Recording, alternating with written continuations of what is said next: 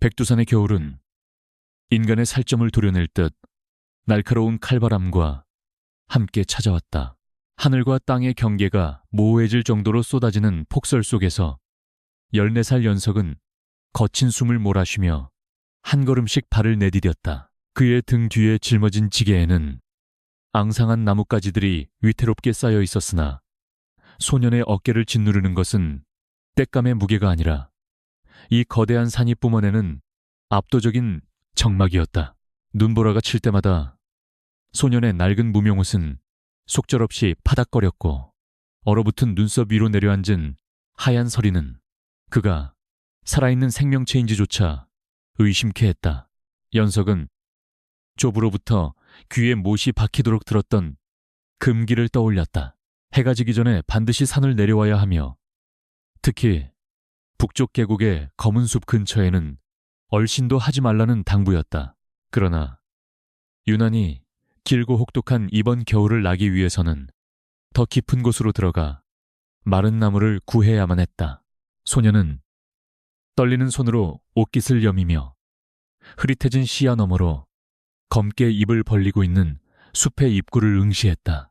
그곳은 마치 이승의 것이 아닌 듯한 기이한 고요함에 잠겨 있었고 바람소리마저 그 경계 앞에서는 숨을 죽인 듯했다. 발밑에서 뽀드득거리는 눈 밟는 소리만이 유일한 위안이었다. 연석은 감각이 없어진 발가락을 꼼지락거리며 자신이 아직 깨어있음을 확인하려 애썼다. 그때였다. 사방을 휘몰아치던 바람이 거짓말처럼 뚝 그치더니 산 전체가 숨을 멈춘 듯한 무거운 침묵이 내려앉았다. 새들도 울음을 멈추고 나뭇가지조차 흔들리지 않는 절대적인 정적 속에서 소년의 심장 박동 소리만이 귓가에 천둥처럼 울려 퍼졌다. 그것은 단순한 고요가 아니라 보이지 않는 거대한 존재가 눈을 뜨고 주시하기 시작했을 때 느껴지는 본능적인 공포였다. 소년은 본능적으로 걸음을 멈추고 주위를 두리번거렸다. 하얀 눈밭 위에는 오직 자신의 발자국만이 찍혀 있어야 했으나 등 뒤에서 느껴지는 서늘한 시선은 착각이라 하기엔 너무나도 생생하고 묵직했다. 차가운 공기 속에 섞여 들어온 것은 미세하지만 분명한 비릿한 짐승의 냄새였다. 연석은 침을 꼴깍 삼키며 지게를 고참했다. 도망쳐야 한다는 생각이 머릿속을 지배했지만 다리는 땅에 뿌리를 내린 듯 움직이지 않았다. 누군가 자신의 목덜미를 차가운 손으로 어루만지는 듯한 소름 끼치는 감각이 전신을 휘감았다.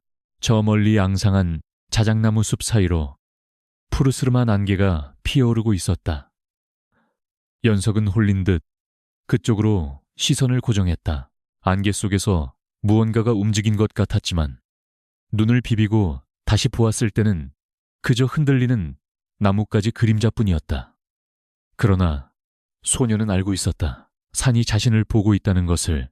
조부가 말했던 산군, 즉 이 산의 주인이 지금 자신을 시험하고 있음을 직감했다. 두려움보다는 경외심에 가까운 감정이 가슴 깊은 곳에서 솟구쳐 올랐다. 그는 무릎이 꺾일 것 같은 공포를 억누르며 천천히 고개를 숙여 예를 표했다. 갑자기 숲의 깊은 곳에서 묵직한 진동이 울려 퍼졌다. 그것은 귀로 듣는 소리가 아니라 땅을 통해 전해지는 울림이었다. 쌓여있던 눈더미가 미세하게 흘러내렸고 연석의 발밑 또한 불안하게 요동쳤다. 호랑이의 포효인지 아니면 산 자체가 내는 신음인지 분간할 수 없었으나 그 소리에는 감히 범접할 수 없는 위험이 서려 있었다. 연석은 그 자리에 주저앉고 싶은 충동을 가까스로 참아냈다. 지금 등을 보이고 도망친다면 영영 이 산에 발을 들일 수 없을 것이라는 알 수 없는 확신이 들었기 때문이다. 진동이 멈추자 다시금 날카로운 바람이 불어왔다. 바람에 실려온 눈가루가 소년의 뺨을 때렸고 그제야 정신이 든 연석은 황급히 주위를 살폈다. 그리고 그의 눈동자가 크게 흔들렸다. 불과 몇 걸음 앞, 자신이 지나오지 않은 눈밭 위에 거대한 발자국 하나가 선명하게 찍혀 있었다. 그것은 늑대나 곰의 것이라고 하기에는 터무니없이 거대했고 갓 찍힌 듯 주변의 눈이 아직도 녹아내리고 있었다. 사람의 머리통보다 더 큰 그 발자국은 5개의 발가락이 선명하게 드러나 있었다. 연석은 떨리는 손을 뻗어 그 발자국에 가만히 대보았다. 자신의 손바닥 2개를 합쳐도 모자랄 만큼 거대한 크기였다. 온몸의 털이 곤두서는 전율이 일었다. 이것은 전설 속에서나 듣던 대호의 흔적임이 분명했다. 그런데 이상한 점은 발자국이 이어져 있지 않고 단 하나만 덩그러니 남아있다는 것이었다. 마치 하늘에서 뚝 떨어진 것처럼, 혹은 바람을 타고 날아온 것처럼 흔적은 그곳에서 시작되어 다시 허공으로 사라져 있었다. 이것은 짐승의 발자국이 아니라 신령의 계시처럼 느껴졌다. 소녀는 발자국이 가리키는 방향을 쫓아 고개를 들었다. 그곳은 마을 사람들이 절대 발을 들이지 않는 북쪽 계곡, 금지된 땅으로 이어지는 길목이었다. 험준한 바위 절벽과 빽빽한 침엽수림으로 뒤덮인 그곳은 대대로 산군의 영역이라 불리며 두려움의 대상이었다. 하지만 연석의 가슴 속에서는 두려움과 함께 알 수 없는 호기심이 꿈틀거렸다. 왜 하필 내 앞에 모습을 드러내지 않고 흔적만을 남겼을까? 왜 이 발자국은 금지된 곳을 가리키고 있는 것일까? 그 순간 숲속 어딘가에서 까마귀 한 마리가 날카롭게 울며 날아올랐다. 정적을 깨는 그 소리에 연석은 화들짝 놀라 뒷걸음질 쳤다. 현실로 돌아온 소녀는 급격히 몰려오는 한기를 느꼈다. 해가 기울기 시작하면서 산 그림자가 길게 늘어졌고 숲은 더욱 짙은 어둠 속으로 빨려 들어가고 있었다. 바리가는 지금 당장 내려가지 않으면 어둠 속에 갇혀 영영 길을 잃을 수도 있었다. 연석은 아쉬움과 두려움이 뒤섞인 눈빛으로 마지막으로 발자국을 바라보았다. 그는 조심스럽게 발자국 주변에 눈을 덮어 흔적을 지우기 시작했다. 왜 그랬는지는 자신도 알 수 없었다. 단지 이 거대한 존재의 흔적을 다른 누군가, 특히 총을 든 사냥꾼들이 발견해서는 안 된다는 생각이 본능적으로 들었기 때문이었다. 손이 꽁꽁 얼어 감각이 없었지만 그는 정성스럽게 눈을 다독여 아무 일도 없었던 것처럼 만들었다. 이것은 그와 산군 사이의 첫 번째 비밀이 되었다. 차가운 눈 속에 감춰진 비밀은 소년의 가슴 속에 뜨거운 불씨 하나를 심어 놓았다. 작업을 마친 연석은 지게를 다시 짊어지고 서둘러 하산길을 재촉했다. 내려가는 길은 올라올 때보다 훨씬 가파르고 미끄러웠지만 그의 발걸음은 묘하게 가벼웠다. 등 뒤에서 여전히 느껴지는 시선은 이제 위협적이라기보다는 마치 그를 집까지 배웅하는 듯한 든든함으로 바뀌어 있었다. 숲의 어둠 속에서 반짝이는 2개의 안광을 본 것 같기도 했지만 연석은 뒤를 돌아보지 않았다. 그것은 산에 대한 예의이자 살아남기 위한 그만의 방식이었다. 마을 어귀에 도착했을 때 이미 사방은 칠흑 같은 어둠에 잠겨 있었다. 집집마다 피어오르는 굴뚝 연기와 희미한 호롱불빛이 그를 반겼다. 연석은 꽁꽁 언 손을 호호 불며 살인문을 밀고 들어섰다. 낡은 문이 삐걱거리는 소리를 내며 열렸고 따뜻한 온기가 훅 끼쳐왔다. 그러나 소년의 머릿속은 온통 눈밭에서 보았던 그 거대한 발자국과 북쪽 계곡의 검은 숲 생각으로 가득 차 있었다. 그는 색감을 부엌에 내려놓으며 깊은 한숨을 내쉬었다. 방 안으로 들어서자 병석에 누워있는 아버지의 기침 소리가 들려왔다. 약초를 구할 돈이 없어 그저 앓고만 있는 아버지의 마른 등을 보며 연석은 가슴 한구석에 아려왔다. 할아버지가 돌아가신 후 가세는 급격히 기울었고 집안에는 돈이 될 만한 것이 아무것도 남아있지 않았다. 소녀는 윗목에 놓인 물사발을 가져다 아버지의 입술을 죽여드렸다. 그때 문득 할아버지가 임종 직전 남기셨던 알 수 없는 유언이 떠올랐다. 산이 부르면 거역하지 말고 따르라. 연석은 자신의 거친 손바닥을 내려다보았다.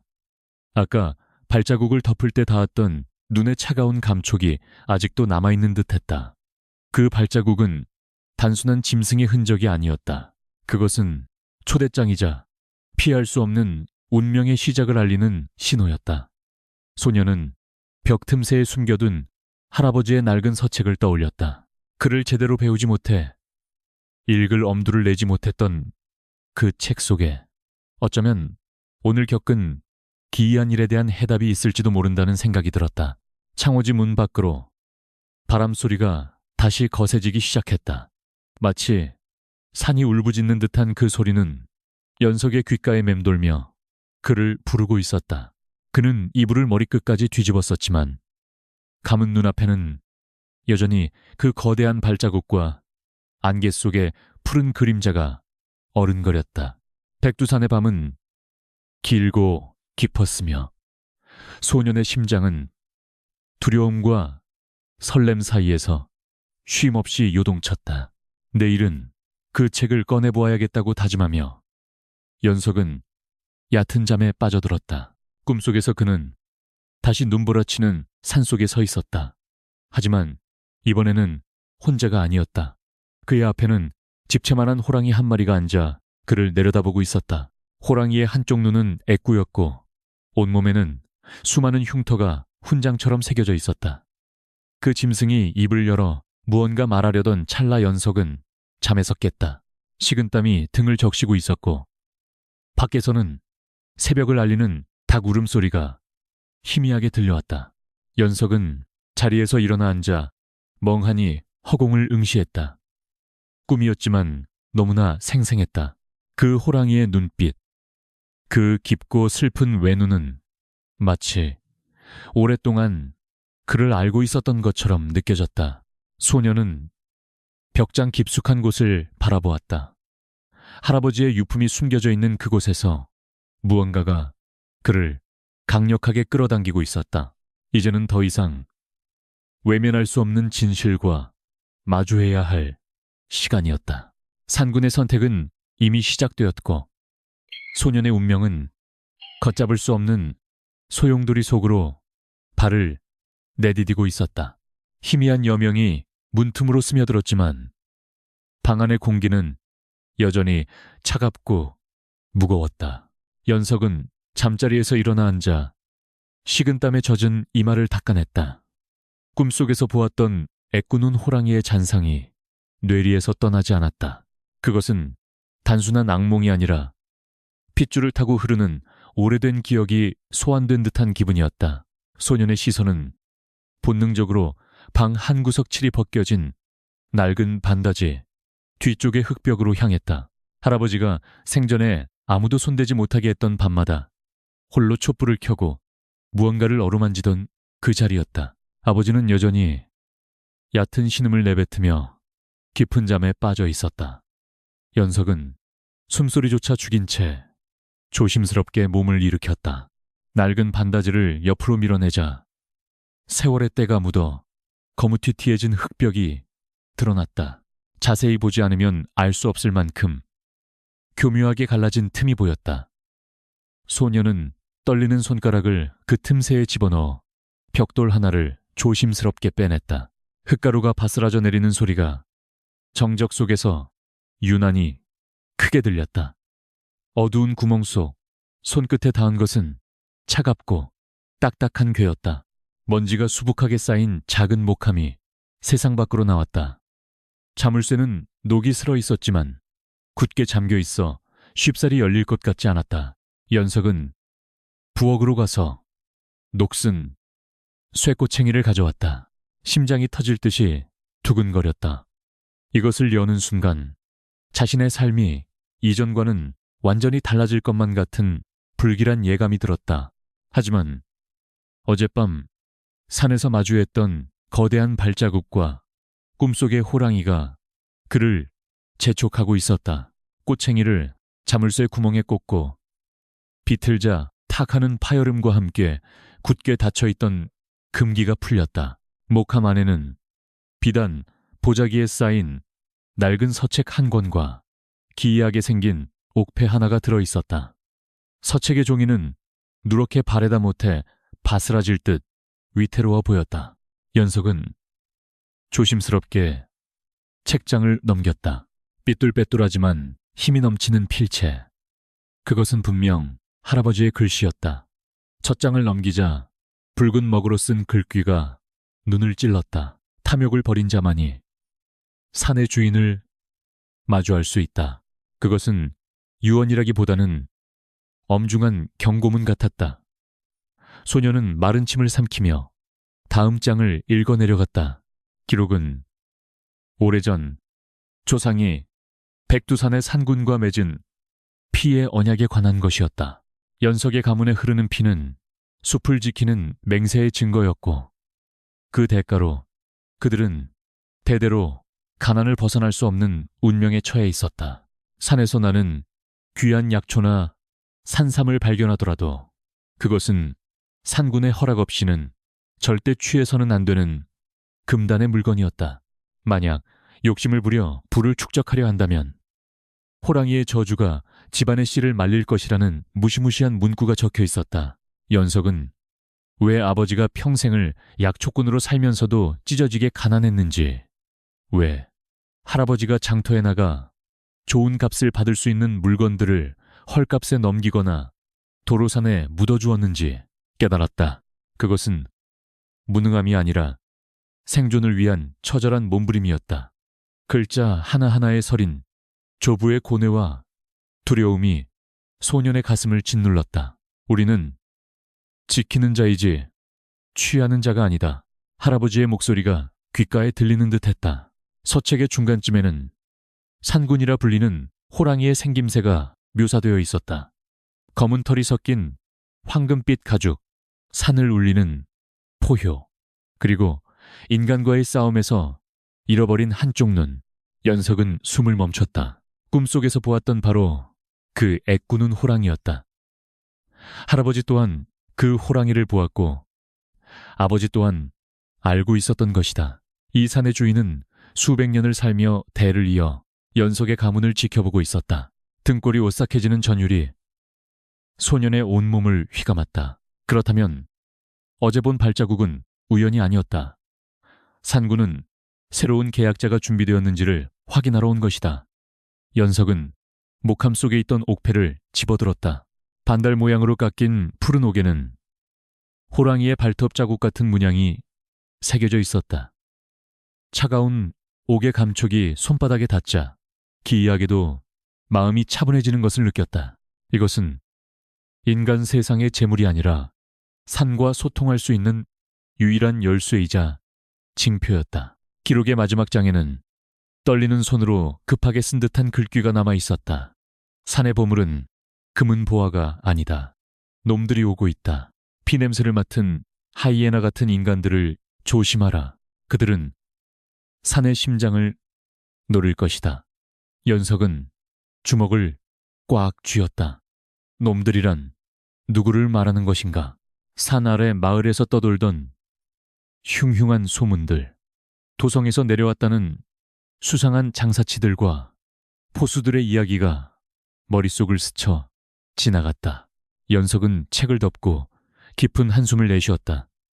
14살 소년이 감당하기에는 너무나 가혹하고 무거운 진실이었다. 차라리 모르는 게 나았을지도 모른다는 원망이 들었다. 평범하게 농사를 짓거나 땔감을 팔며 살고 싶었던 소박한 꿈이 산산조각 나는 순간이었다. 하지만 그는 이미 알고 있었다. 산이 자신을 불렀고 자신이 그 부름에 응답했음을. 어젯밤 발자국을 지운 그 순간부터 운명의 수레바퀴는 돌기 시작했다. 그때 누워있던 아버지가 심하게 기침을 하며 몸을 뒤척였다. 물 좀 다오. 연석은 서둘러 목함과 서책을 반다지 깊숙한 곳에 쑤셔넣고 물사발을 들고 다가갔다. 아버지의 탄한 눈은 초점을 잃고 허공을 헤매고 있었다. 열병에 시달린 지 벌써 달포가 넘었다. 아버지가 앓는 병 또한 사내벌이 아닐까 하는 의구심이 들었다. 산군과의 약속을 지키지 못했거나 혹은 지키려다 상처 입은 영혼의 절규일지도 몰랐다. 물을 마신 아버지가 잠시 정신이 든 듯 연석의 손을 꽉 잡았다. 거칠고 앙상한 소나기 힘이 의외로 강했다. 연석아, 산에 가지 마라. 절대 그 짐승을 찾지 마라. 아버지의 눈동자에는 깊은 공포가 서려 있었다. 아버지는 이미 알고 있었던 것이다. 아들이 짊어지게 될 멍해를, 그리고 다가올 비극을 예감하고 있었다. 연석은 아무 말 없이 아버지의 땀 젖은 손을 맞잡았다. 거짓말을 할 수는 없었다. 연석은 아버지가 다시 잠들 때까지 곁을 지켰다. 창밖은 이제 완전히 밝아왔지만 소년의 마음속은 여전히 칠흑 같은 밤이었다. 그는 품속에 몰래 챙긴 옥패를 만지작거렸다. 이것을 가지고 있는 한, 그는 더 이상 평범한 나무꾼 소년이 아니었다. 그는 산의 대리인이자 비밀을 간직한 파수꾼이었다. 가슴 한 구석에서 뜨거운 무언가가 울컥 치솟았다. 그것은 두려움을 넘어선 오기 혹은 알 수 없는 사명감이었다. 부엌으로 나와 아궁이에 불을 지피며 연석은 생각에 잠겼다. 할아버지가 남긴 기록에 따르면 산군이 지키는 보물은 단순히 값비싼 물건이 아니었다. 그것은 산의 생명 그 자체이자 조선의 정기를 품은 무엇이었다. 탐욕스러운 인간들이 그것을 손에 넣는다면 산은 죽고 산이 죽으면 이 땅의 사람들도 무사하지 못할 것이다. 연석은 타오르는 불꽃을 바라보며 결심했다. 할아버지가 지켰고 아버지가 두려워했던 그 길을 가보겠노라고. 그때 살인문 밖에서 왁자지껄한 소리가 들려왔다. 평소 조용하던 산골 마을에는 어울리지 않는 거칠고 낯선 목소리들이었다. 이보시오. 촌장댁이 어디요? 쇠붙이가 부딪히는 소리와 말발굽 소리가 섞여 들렸다. 연석은 본능적으로 옥패를 옷 속 깊이 숨기고 문 쪽으로 다가갔다. 올 것이 왔다. 할아버지가 경계하라고 했던 놈들이 당도한 것이다. 문틈으로 내다본 바깥 풍경은 살벌했다. 화승총을 맨 포수들과 비단 옷을 입은 거만한 표정의 사내들이 마을 입구에 모여 있었다. 그들의 눈빛은 먹이를 찾는 맹수보다 더 탐욕스럽고 잔인해 보였다. 개 짖는 소리가 요란하게 울려 퍼지는 가운데 연석은 차가운 바람을 맞으며 마당으로 나섰다. 그의 눈빛은 어제와는 달리 깊고 단단해져 있었다. 그들 중 우두머리로 보이는 자가 주위를 둘러보다가 연석과 눈이 마주쳤다. 흉터가 길게 난 험상궂은 얼굴의 사내가 비릿한 미소를 지으며 다가왔다. 얘야, 이 근방에서 호랑이 발자국을 본 적이 있느냐? 사내의 허리춤에는 붉은 술이 달린 긴 칼이 차여 있었다. 연석은 태연하게 고개를 저으며 멍청한 표정을 지어 보였다. 호랑이라니요. 이 산엔 토끼, 새끼 한 마리도 귀합니다. 사내는 의심스러운 눈초리로 연석을 훑어보다가 침을 깸뱉고 돌아섰다. 개, 촌구석, 놈들이라 말귀를 못 알아듣는군. 그들이 멀어지는 뒷모습을 보며 연석은 안도의 한숨을 내쉬었지만 등 뒤로는 식은땀이 흘러내렸다. 그들은 정확히 알고 있었다. 호랑이가 있다는 것을, 그리고 보물이 있다는 것을. 이제 시간 문제였다. 그들이 산을 뒤지기 시작하면 산군과의 충돌은 피할 수 없을 것이다. 연석은 하늘을 올려다보았다. 백두산의 봉우리는 구름에 가려 보이지 않았지만 그곳에서 자신을 내려다보고 있을 산군의 시선이 느껴지는 듯했다. 이제 그는 선택해야 했다. 도망칠 것인가, 싸울 것인가. 품속의 옥패가 미세하게 진동하며 온기를 전해왔다. 소녀는 지게를 짊어지고 다시 산을 향해 걸음을 옮겼다.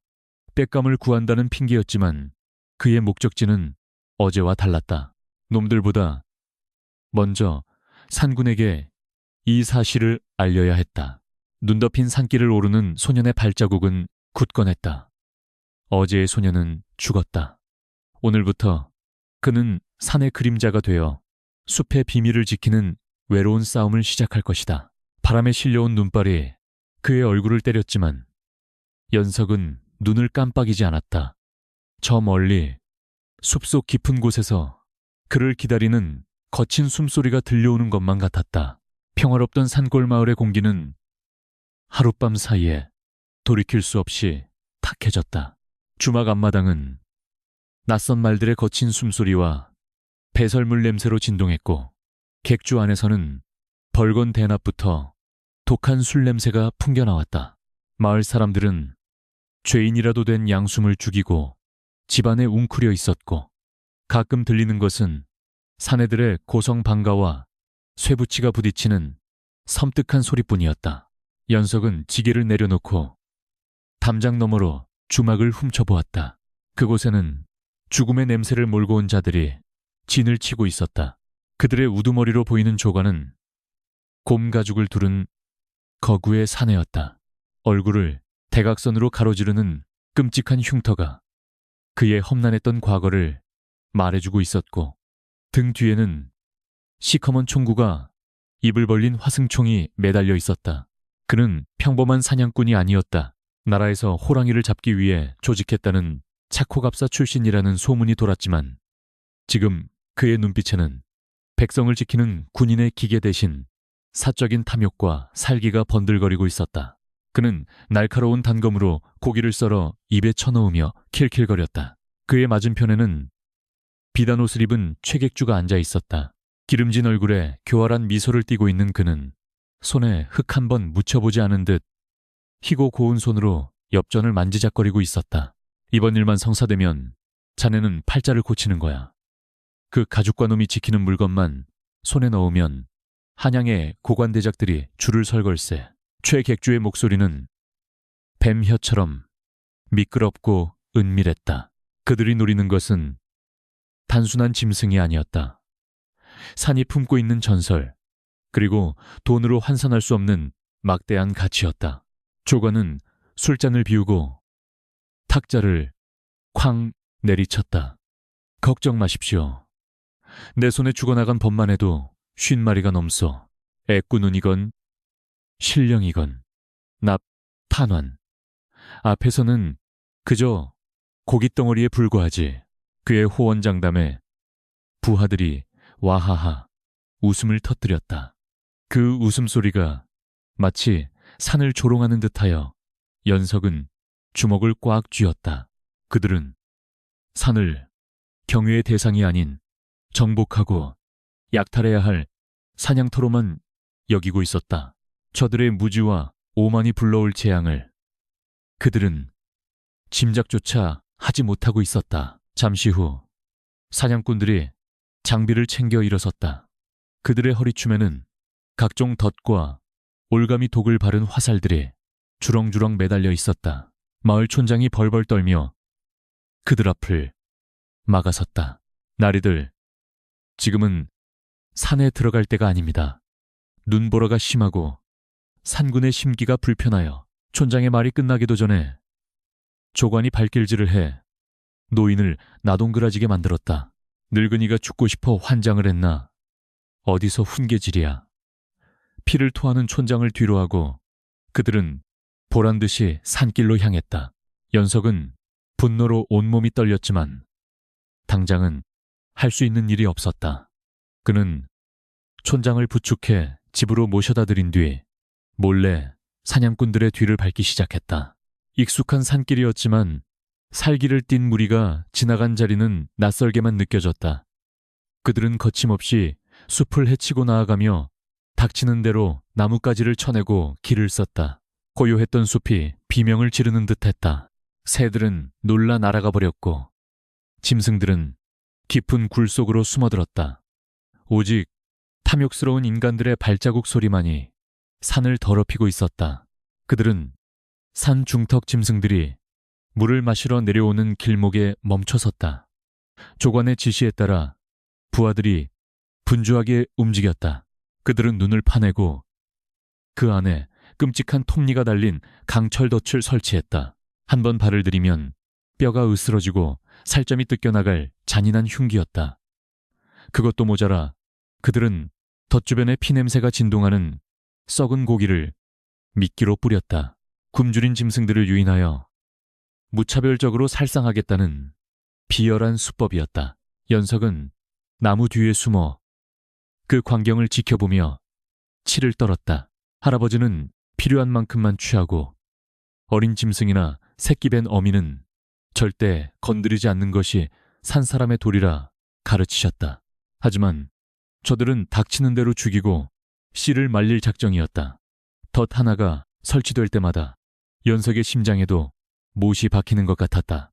저 덫에 걸리는 것이 꼭 호랑이라는 법은 없었다. 노루토끼, 어쩌면 약초를 캐러 온 마을 사람일 수도 있었다. 조관은 덫을 다 설치한 후 만족스러운 듯 주위를 둘러보았다. 놈은 반드시 이 길로 온다. 냄새를 맡아보니 근처에 영역 표시를 한 흔적이 있어 그는 예리한 감각으로 호랑이의 동선을 파악하고 있었다. 그는 단순한 백정이 아니었다. 사냥감의 습성을 꿰뚫고 있는 노련한 살수였다. 그렇기에 더더욱 위험했다. 연석은 품속의 옥패를 꽉 움켜쥐었다. 어떻게든 산군에게 이 위험을 알려야 했다. 해가 서산으로 넘어가며 숲은 빠르게 어둠에 잠식되었다. 사냥꾼들은 덫에서 조금 떨어진 곳에 매복지를 마련하고 숨을 죽였다. 화생총의 심지에 불을 붙여놓고 언제든 격발할 준비를 마친 상태였다. 정막 속의 긴장감이 팽팽하게 감돌았다. 차가운 밤바람이 불어올 때마다 나뭇가지들이 스치는 소리가 마치 귀신의 속삭임처럼 들려왔다. 연석은 그들과 반대편 숲속, 바람이 불어오는 방향에 몸을 숨기고 때를 기다렸다. 그때 멀리서 부스럭거리는 소리가 들려왔다. 사냥꾼들의 눈빛이 번뜩였다. 조관이 손짓으로 신호를 보내자 모두가 총을 겨누고 숨을 멈췄다. 눈 덮인 덤불을 헤치고 나타난 것은 어미 멧돼지 한 마리였다. 썩은 고기 냄새에 이끌려온 것이 분명했다. 멧돼지가 덫이 묻힌 곳으로 코를 킁킁거리며 다가가자 연석은 안타까움에 입술을 깨물었다. 저것이 덫을 밟으면 요란한 소리가 날 것이고 진짜 목표인 산군은 경계심을 갖고 나타나지 않을 수도 있었다. 하지만 사냥꾼들은 멧돼지를 쏘지 않았다. 덫이 작동하는지 확인하기 위한 실험 대상으로 삼으려는 듯 잔인한 침묵으로 지켜볼 뿐이었다. 철컥, 끔찍한 파열음과 함께 멧돼지의 비명이 고요한 산을 찢어놓았다. 강철 톱니가 다리를 파고들자 멧돼지는 고통에 몸부림치며 날뛰었다. 사냥꾼들은 그 처참한 광경을 보며 소리 죽여 낄낄거렸다. 생명에 대한 일말의 연민도 없는 악마들이었다. 연석은 구역질이 올라오는 것을 참으며 눈을 질끈 감았다. 떴다. 멧돼지의 피가 하얀 눈을 붉게 물들이고 있었다. 피비린내는 바람을 타고 숲 깊은 곳으로 퍼져나갈 것이다. 이것은 초대장이었다. 자신의 영역에서 벌어진 사륙에 분노한 산군을 끌어내기 위한 잔혹한 의식이었다. 조관은 고통스러워하는 멧돼지를 그대로 둔 채 미끼로서의 역할이 다할 때까지 기다렸다. 밤이 깊어지자 기온은 곤두박질 쳤다. 추위와 공포 속에서 연석의 감각은 오히려 예민해졌다. 그는 숲의 기운이 변하는 것을 느꼈다. 멧돼지의 비명이 잦아들 무렵 바람조차 멈춘 그 순간 등골을 스치는 서늘한 기운. 그것은 어제 느꼈던 바로 그 시선이었다. 산군이 오고 있었다. 분노를 품은 채 어둠 속에 몸을 숨기고 소리 없이 다가오고 있었다. 연석은 마음이 다급해졌다. 이대로라면 산군은 놈들의 함정에 빠지게 된다. 화승총의 사거리에 들어오는 순간 전설은 끝이 나고 숲은 주인을 잃게 될 것이다. 그는 결단을 내려야 했다. 관망하는 자로 남을 것인가? 아니면 목숨을 걸고 개입할 것인가? 소녀는 주변을 두리번거렸다. 발밑에 주먹만한 돌멩이들이 굴러다니고 있었다. 사냥꾼들은 다가오는 기척에 온 신경을 집중하고 있었다. 조건의 손가락이 방아쇠에 걸렸다. 어둠 속에서 푸른 안광 두 개가 희미하게 타올랐다. 거대한 그림자가 덫이 깔린 공터를 향해 천천히, 아주 천천히 모습을 드러내려 하고 있었다. 팽팽하게 당겨진 활시위처럼 긴장이 최고조에 달한 순간이었다. 연석은 심호흡을 했다. 그는 돌멩이를 집어들어 있는 힘껏 사냥꾼들이 매복한 반대편 마른 나무들이 쌓여있는 덤불 쪽으로 던졌다. 탁! 돌이 나무에 부딪히며 꽤 큰 소음을 냈다. 동시에 연석은 양손을 입에 대고 기이한 소리를 냈다. 짐승의 울음소리 같기도 하고 바람소리 같기도 한 그 소리는 할아버지가 짐승들을 쫓을 때 쓰던 신호였다. 누구냐 조관이 반사적으로 총구를 돌리며 소리쳤다. 그 짧은 순간의 교란이 판도를 뒤흔들었다. 푸른 안광이 순식간에 사라졌다. 산군은 인간의 냄새와 수상한 기척을 감지하고 걸음을 멈춘 것이다. 사냥꾼들이 당황하여 웅성거리는 사이숲 전체를 뒤흔드는 천둥 같은 포효가 터져나왔다. 크아앙 땅이 울리고 나무에 쌓인 눈이 쏟아져 내렸다. 그것은 단순한 울음소리가 아니었다. 침범자들에게 보내는 경고이자 선전포고였다. 사냥꾼들의 말들이 공포에 질려 날뛰기 시작했고 매복지는 순식간에 아수라장이 되었다. 조관은 핏발선 눈으로 어둠 속을 노려보며 고함을 질렀다. 위치를 들켰다. 놈이 우릴 보고 있어. 전원사주 경계. 연석은 혼란을 틈타 몸을 낮추고 더 깊은 숲으로 도망쳤다. 심장이 입 밖으로 튀어나올 것 같았다. 그는 자신이 무슨 짓을 저질렀는지 깨달았다. 이제 그는 인간들의 적이 되었고, 하지만 후회는 없었다. 차가운 밤 공기 속에서 폐부가 찢어질 듯 아팠지만 그의 입가에는 희미한 미소가 번졌다. 싸움은 이제 시작이었다. 거친 숨소리가 고요한 밤의 숲을 갈기갈기 찢어놓았다. 연석은 뒤도 돌아보지 않고 달렸다. 폐부가 얼어붙을 듯한 차가운 공기가 목구멍을 타고 넘어와 심장을 찔러댔지만 멈출 수는 없었다. 등 뒤에서 들려오는 사냥꾼들의 고함과 횃불의 불빛이 점점 멀어지고 있었지만 그들이 품은 살기는 여전히 소년의 뒷덜미를 서늘하게 옥죄고 있었다. 나뭇가지가 얼굴을 때리고 가시덤불이 옷자락을 잡아챘으나 공포와 아드레날린이 뒤섞인 본능이 그의 다리를 계속해서 움직이게 만들었다. 연석의 발길이 닿은 곳은 인적이 끊긴 깊은 산골짜기 마을 사람들이 달뜨는 계곡이라 부르는 곳이었다. 깎아지른 듯한 절벽 아래로 흐르는 계곡물은 한겨울 추위에도 얼지 않고 검푸른 빛을 띠며 흐르고 있었다. 이곳은 예로부터 영험한 기운이 서려 있어 무당들조차 함부로 구슬하지 못한다는 금기의 땅이었다. 숨이 턱까지 차오른 연석은 계곡가의 바위 뒤에 몸을 숨기고 주저앉았다. 심장이 귓가에서 북소리처럼 둥둥거렸다. 하늘에 걸린 보름달이 차가운 은빛을 쏟아내며 계곡을 비췄다. 눈 덮인 바위와 검은 물줄기가 달빛을 받아 신비로운 광채를 뿜어냈다. 연석은 쿵쾅거리는 가슴을 진정시키려 애쓰며 주위를 살폈다. 다행히 놈들은 아직 이곳까지 쫓아오지 못한 듯했다. 하지만 안도감도 잠시 묘한 정적이 그를 감싸기 시작했다. 바람소리도 물 흐르는 소리도 사라진 완전한 침묵.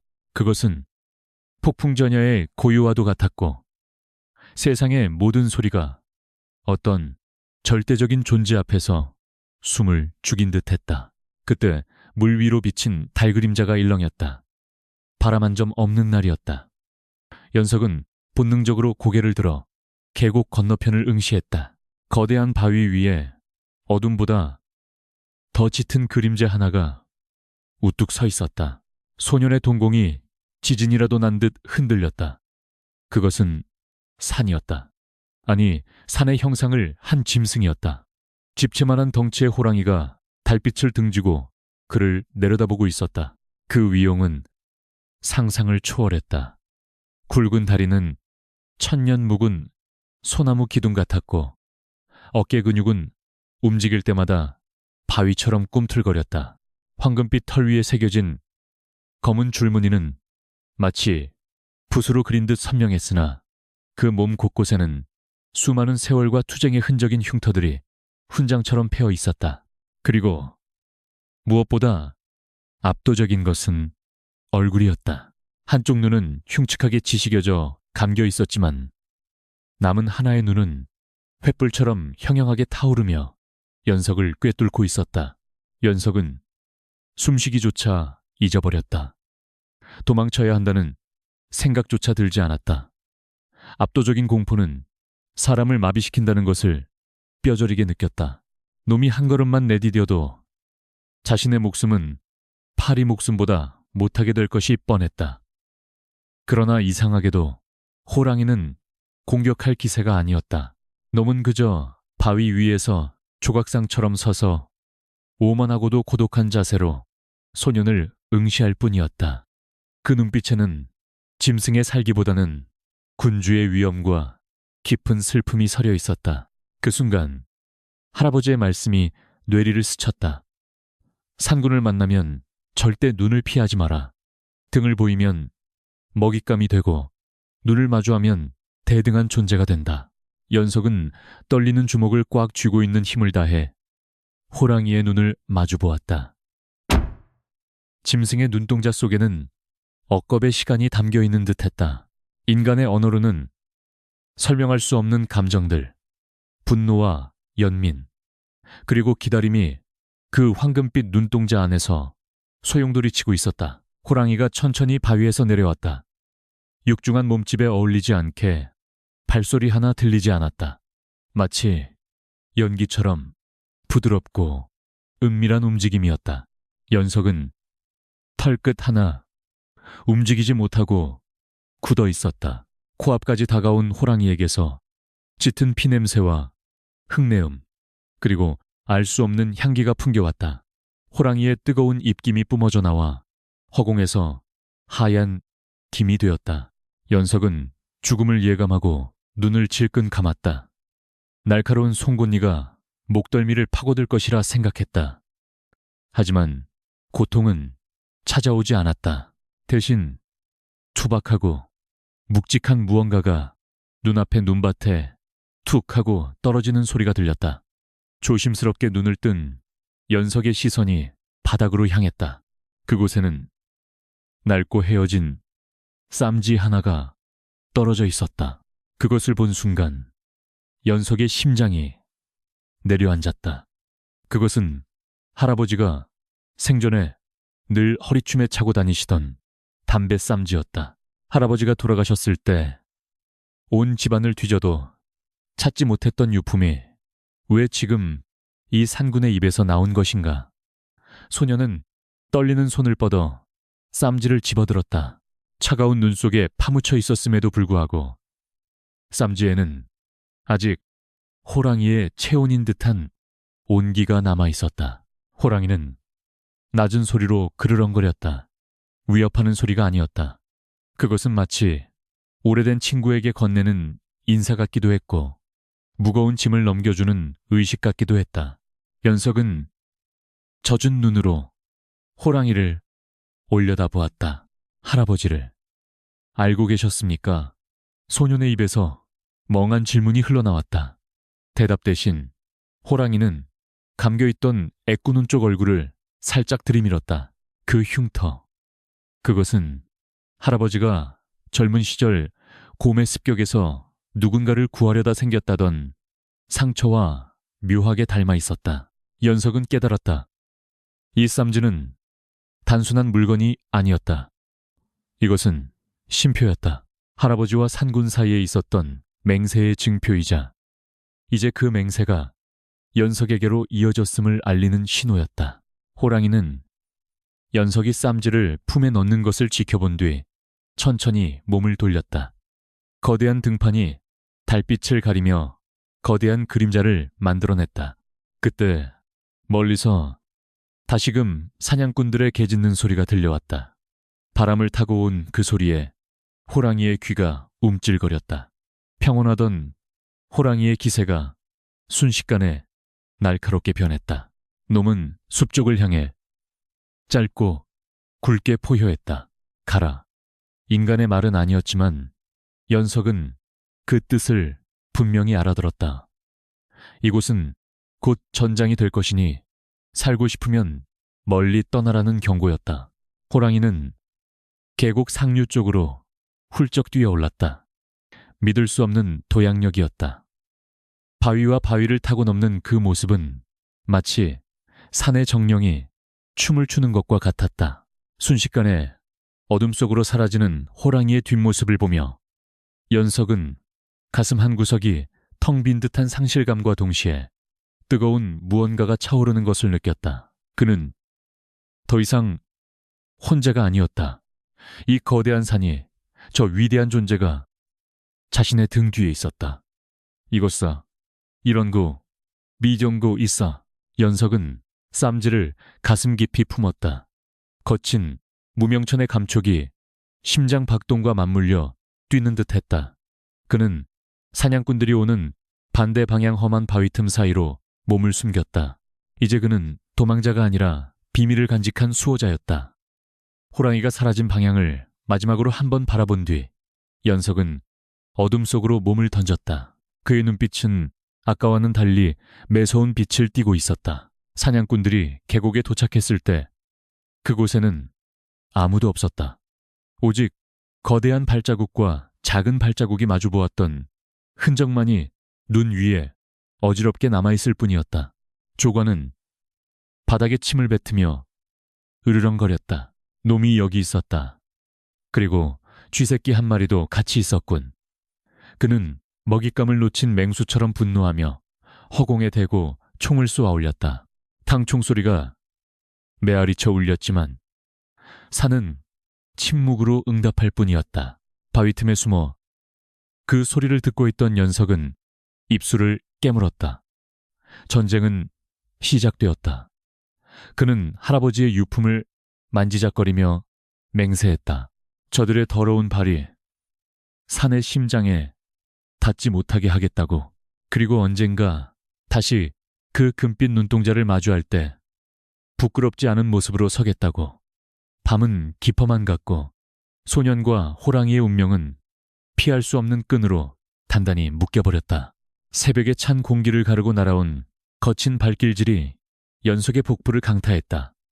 억눌린 신음과 함께 소년의 몸이 눈밭 위로 처참하게 나뒹굴었다. 사냥꾼들의 추격을 피해 바위 틈에 숨어 있었지만 노련한 추적자인 조관의 눈을 속이기에는 역부족이었다. 연석의 양팔은 거친 밧줄로 결박당했고 눈밭에 붉은 핏자국이 길게 이어졌지만 소년은 이를 악물고 비명 한 번 지르지 않았다. 그들이 도착한 곳은 사냥꾼들이 진을 치고 있는 숲 입구의 공터였다. 모닥불이 타닥거리며 타오르고 있었지만 연석이 느끼는 것은 뼈를 깎는 추위뿐이었다. 조관은 연석을 나무 기둥에 매달아 놓고는 차가운 눈으로 노려보았다. 이 쥐새끼 같은 놈이 감히 내 사냥을 망쳐. 그의 손에 들린 몽둥이가 허공을 가르며 소년의 등을 후려쳤다. 쩍하는 소리와 함께 낡은 옷 위로 검붉은 피가 배어나왔다. 고통이 전신을 휘감았지만 연석은 호랑이와 나누었던 무언의 약속을 떠올리며 정신을 붙들었다. 최객주가 비단옷 자락을 걷어올리며 다가왔다. 그는 짐짓 인자한 척 혀를 채을 찼지만 탐욕스러운 눈빛은 숨길 수 없었다. 얘야, 고집 피울 것 없다. 우리는 그저 산군에게 인사를 올리려는 것뿐이다. 네가 그 짐승이 있는 곳을 알려주기만 하면 네 병든 아비에게 최고급 약재를 써주마. 평생 만져보지도 못할 돈도 주지. 달콤한 회유였지만 그 속에 담긴 독을 연석은 알고 있었다. 연석은 고개를 들어 최객주의 얼굴을 똑바로 쳐다보았다. 부어오른 눈두덩이 사이로 경멸의 빛이 쏘아져 나갔다. 당신들은 자격이 없어. 갈라진 목소리로 내뱉은 한마디는 공터의 정적을 깼다. 최객주의 얼굴이 불그락푸르락해졌다. 그는 품위를 잃고 소리쳤다. 이 천한 것이 저놈의 주둥이를 닥치게 해라. 다시금 무자비한 매질이 시작되었다. 살점이 터지고 뼈가 울리는 고통 속에서도 연석은 입을 굳게 다물었다. 비명을 지르면 지게 되는 것 같았다. 아프냐고 묻는다면 죽을 만큼 아팠다.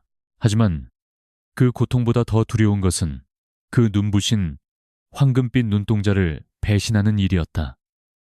할아버지가 지켰고 아버지가 침묵했던 그 길을 자신 또한 걸어야 했다. 소년의 침묵은 몽둥이보다 더 단단하고 날카로워 사냥꾼들을 조바심 나게 만들었다. 조관이 손을 들어 매질을 멈추게 했다. 그는 연석의 품을 뒤져 호랑이가 주었던 낡은 담배 쌈지를 찾아냈다. 이거 봐라. 내 놈 냄새가 아니라 짐승 누린내가 나는 물건이군. 조관이 쌈지를 코에 갖다 대며 킁킁거렸다. 이건 그놈 것이다. 내 놈이 산군의 심부름꾼이라도 된다는 게냐. 조관의 눈빛이 섬뜩하게 빛났다. 그는 확신했다. 이 소년이 호랑이와 깊게 연결되어 있다는 것을 말해라. 놈의 굴이 어디냐? 새끼는 몇 마리나 쳤느냐? 조관은 쌈지를 눈앞에서 흔들며 윽박질렀다. 연석은 쌈지를 빼앗긴 상실감에 가슴이 미어지는 듯 했으나 시선만은 흔들리지 않았다. 그는 침을 뱉어 조관의 얼굴에 모욕을 주었다. 산은 너희 같은 백정들에게 길을 내주지 않아. 격분한 조관이 연석의 멱살을 잡고 주먹을 날렸다. 입안이 터져 비릿한 피맛이 났다. 정신이 아득해지는 와중에도 연석은 웃었다. 피 묻은 이빨을 드러내며 짓는 그 기괴한 미소에 오히려 사냥꾼들이 주춤했다. 그것은 14살 소년의 표정이 아니었다. 마치 산에 귀신이 씌인 듯한 서늘한 기백이 그에게서 뿜어져 나오고 있었다. 독한 놈. 조관도 혀를 내둘렀다. 그는 이대로는 입을 열게 할 수 없음을 직감했다. 좋아. 내 놈이 언제까지 버티나 보자. 해가 뜨면 내 놈을 미끼로 쓸 것이다. 네. 비명 소리를 들으면 그 짐승도 제 발로 기어 나오겠지. 조관은 부하들에게 눈짓했다. 사냥꾼들은 충들어진 연석을 나무에서 끌어내려 짐승을 가두는 좁은 나무 궤짝에 처박았다. 그래서 좁고 어두운 궤짝 안에 갇힌 연석은 몸을 웅크렸다. 온몸이 부서질 듯 욱신거렸고 추위가 뼛속까지 파고들었다. 하지만 칠흑 같은 어둠 속에서 그의 정신은 오히려 맑아졌다. 그는 품속에 숨겨둔 또 다른 보물 할아버지가 남긴 옥패를 더듬거렸다. 다행히 놈들은 쌈지에 정신이 팔려 옷 깊숙한 곳에 옥패는 발견하지 못했다. 차가운 옥의 감촉이 뜨거운 열병을 식혀주는 듯 했다. 밖에서는 사냥꾼들이 술을 마시며 떠드는 소리가 들려왔다. 그들은 이미 승리한 듯 호탕하게 웃고 있었지만 연석은 알고 있었다. 그들의 승리는 오래가지 못할 것이다. 산은 기억하고 있다. 누가 친구이고 누가 적인지를. 소녀는 궤짝 틈새로 보이는 밤하늘을 올려다보았다. 별들이 차갑게 빛나고 있었다. 연석은 아버지를 생각했다. 병석에 누워 아들이 돌아오기만을 기다릴 아버지. 자신이 죽으면 아버지는 어찌 될까? 두려움이 밀물처럼 밀려왔지만 그는 고개를 저어 잡념을 떨쳐냈다. 지금 자신이 무너지면 아버지도, 마을도, 그리고 산도 모두 끝장이다. 이것은 단순한 생존의 문제가 아니었다. 그것은 자존심이자 인간으로서 지켜야 할 마지막 도리였다. 시간이 얼마나 흘렀을까?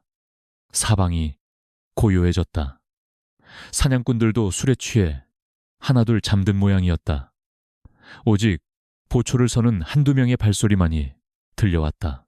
연석은 감각을 곤두세웠다. 숲에서 불어오는 바람소리가 달라졌다. 낮고 묵직한 울림. 그것은 바람이 아니라 거대한 짐승의 숨소리 같았다. 괴짝의 나무 판자가 미세하게 떨리기 시작했다. 그는 느꼈다. 그분이 오고 계신다. 아까 계곡에서 느꼈던 그 압도적인 기운이 다시금 숲을 감싸고 있었다. 연석의 가슴이 벅차올랐다. 단순히 자신을 구하러 오는 것이 아닐 것이다. 산군은 자신의 영역을 침범하고 숲을 피로 물들인 자들에게 심판을 내리러 오는 것이다. 공포는 사라지고 대신 전율이 온몸을 휘감았다. 연석은 아픈 몸을 일으켜 괴짝 틈으로 밖을 내다보았다. 어둠 속에서 두 개의 푸른 불꽃이 타오르는 것이 보였다. 보초병 뒤의 숲그늘. 그곳에 죽음의 사자처럼 웅크리고 있는 거대한 형체. 사냥꾼들은 꿈에도 모르고 있었다. 자신들의 목숨이 바람 앞에 등불이라는 것을. 준비해라. 연석은 속으로 중얼거렸다. 이제 당신들의 차례다. 소년의 눈빛은 더 이상 매맞는 아이의 것이 아니었다. 그것은 다가올 피해 축제를 기다리는 관찰자의 눈빛이었다. 그는 아픔도 잊은 채 숨을 죽이고 다가오는 파국을 지켜보았다. 숲의 주인은 결코 자비롭지 않다는 것을 이제 저들은 뼈저리게 배우게 될 것이다. 정적을 깨는 것은 바람소리가 아니었다. 그것은 대지의 깊은 곳에서 끌어올라 하늘을 뒤흔드는 거대한 분노의 포효였다. 크아앙산 전체가 진동하는 듯한 굉음과 함께 어둠 속에서 거대한 검은 그림자가 사냥꾼들의 진영으로 벼락처럼 내리꽂혔다. 보초를 서던 사내 하나가 비명도 지르지 못한 채 허수아비처럼 날아가 나무 둥치에 처박혔다. 순식간에 아비규환이 된 야영지는 공포의 도가니로 변했다. 잠들었던 사냥꾼들이 혼비백산하여 뛰쳐나왔지만 그들이 마주한 것은 악몽 그 자체였다.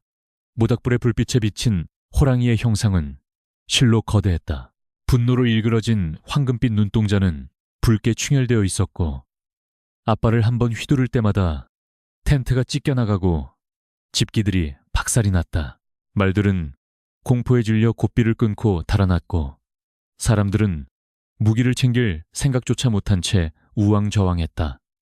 그것은 사냥이 아니라 일방적인 학살이자 징벌이었다. 괴짝 안에 갇혀있던 연석은 틈새로 그 광경을 지켜보며 전율했다. 산군이 왔다. 정말로 자신을 구하러 온 것이다. 호랑이는 눈앞의 사냥꾼들을 물어 죽일 수도 있었지만 그러지 않았다. 놈의 목표는 오직 하나. 연석이 갇혀있는 낡은 나무 괴짝이었다. 호랑이는 앞을 가로막는 조무래기들을 꼬리로 쳐내며 거침없이 돌진해왔다. 그 압도적인 기세에 누구도 감히 앞을 막아설 엄두를 내지 못했다. 쏴라 쏘란 말이다. 조관의 다급한 고함 소리가 들려왔다. 그는 유일하게 정신을 차리고 화승총을 겨누고 있었다. 그의 명령에 당황하던 부하들도 하나둘 총을 집어들기 시작했다. 탕타탕 요란한 총성이 밤하늘을 수놓았고 매캐한 화약 연기가 진동했다. 하지만 호랑이의 움직임은 바람보다 빨랐다. 총알들은 빗나가거나 두꺼운 가죽을 스치고 지나갈 뿐이었다. 호랑이는 순식간에 괴짝 앞에 당도했다. 놈은 강철 같은 앞발을 들어올려 괴짝에 잠금 장치를 내리쳤다. 우지끈 하는 소리와 함께 나무 판자가 산산조각 났다. 연석은 부서진 틈으로 굴러나왔다. 매질로 인해 온몸이 옥신거렸지만 그는 비틀거리며 일어섰다. 바로 눈앞에서 마주한 호랑이의 거친 숨결이 얼굴에 닿았다. 놈은 코로 연석의 몸을 툭툭 건드리며 생사를 확인했다. 살아있다는 것을 확인한 호랑이의 눈빛이 찰나의 순간 부드러워졌다. 도망쳐야 해요. 연석이 소리쳤다. 사냥꾼들이 전열을 정비하고 포위망을 좁혀오고 있었다. 횃불이 사방에서 일렁이며 그들을 조여왔다. 조가는 살기등등한 표정으로 재장전한 총구를 호랑이의 심장에 조준했다. 이번엔 놓치지 않는다. 지옥으로 떨어져라. 이 짐승, 놈아. 조관의 손가락이 방아쇠를 당기려는 찰나였다. 호랑이가 연석을 보호하려는 듯 몸을 돌려 앞을 막아섰다. 동시에 타앙하는 굉음이 터져나왔다. 둔탁한 타격음과 함께 호랑이의 거대한 몸이 휘청거렸다. 왼쪽 어깨 죽지에서 붉은 선혈이 솟구쳤다. 고통스러운 신음소리가 터져나왔지만 호랑이는 쓰러지지 않았다. 오히려 더 흉폭한 기세로 포효하며 사냥꾼들을 향해 달려들 듯 위협했다. 그 기세에 눌린 사냥꾼들이 뒷걸음질 쳤다. 지금이에요. 뛰어요. 연석은 호랑이의 털을 움켜쥐고 소리쳤다. 부상당한 산군은 연석의 외침에 반응하여 공격 대신 탈출을 택했다.